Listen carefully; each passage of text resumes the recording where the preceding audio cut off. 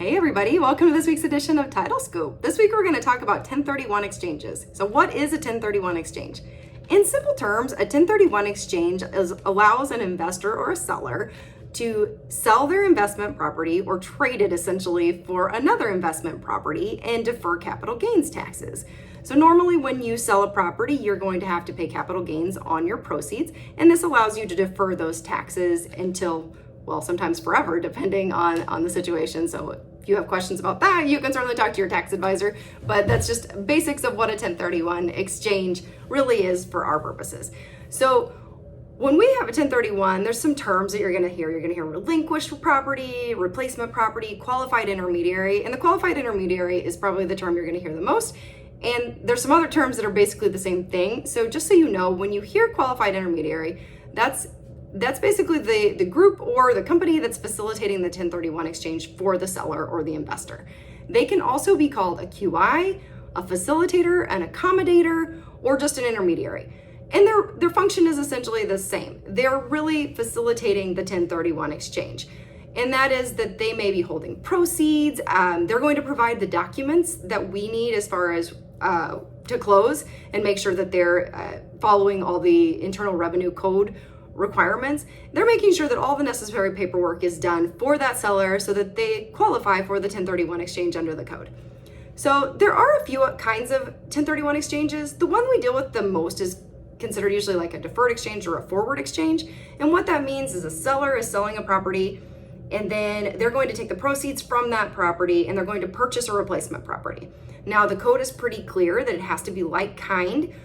So it has to be an investment property for investment. Doesn't mean it can't be residential and then commercial. It just means it can't be your private residence or even if you're holding for your personal residence. So you really have to be an investment property. That's when you're going to see that. You're going to see investors who are doing this, and they usually are pretty savvy. If they do 1031 exchanges on the regular, they're going to know what they're doing. They're going to have their own QI, and really it's going to be a pretty seamless process.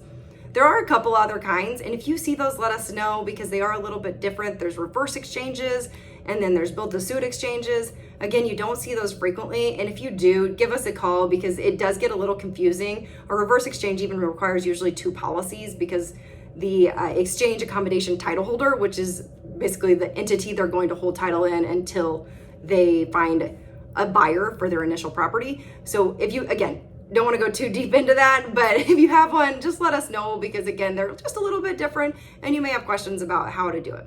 So we're going to talk mostly about the forward exchange and what you need to know, again, because those are the ones you're going to see the most. And a lot of times you may see it in the contract. It will have accommodation language or I'm going to do a 1031 as part of this transaction. So if you see that, that's your first like, oh, hey, I need to make sure that I know who the QI is and really reaching out to that seller to get that information as early as possible because they may have some requirements for how they want things titled. They may have some requirements for the proceeds. Again, there's all kinds of things that can be affected and their instructions are really critical for us so that we can have those early, read them, and then that way, if there's anything that's really off, you can ask your underwriter and say, hey, this doesn't make sense. So again, read your contract. A lot of times it's in there. If it's not, then again, you may be sitting at the closing table and find out. I've had that happen and it's fine. You can always get it done. It just may take a little bit of time. The other thing that they may want is they may want copies of some things.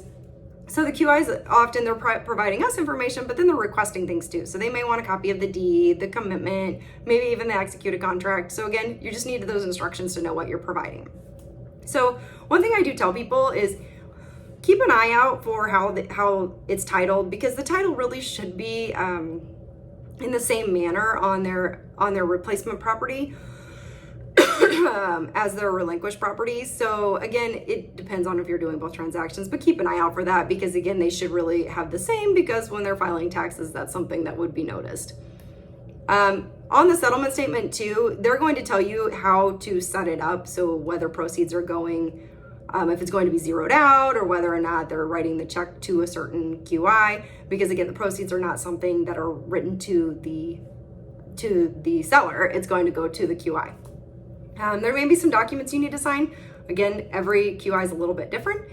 The other thing, last thing really is make sure your 1099 is filled out correctly. You know, sometimes people just go through the motions, they fill it out. And if they're doing a 1031 exchange, there is actually a section on the 1099 form that says it is an exchange. So if you see that it maybe isn't, maybe just draw that to their attention and say, hey, this is an exchange. Maybe you need to look at question number, whatever. I don't know the number off the top of my head, but they need to make sure that it does show that it is an exchange.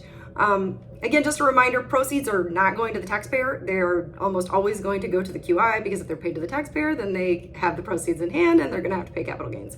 So with that, we'll call it a week. And we'll see you next week. Thanks.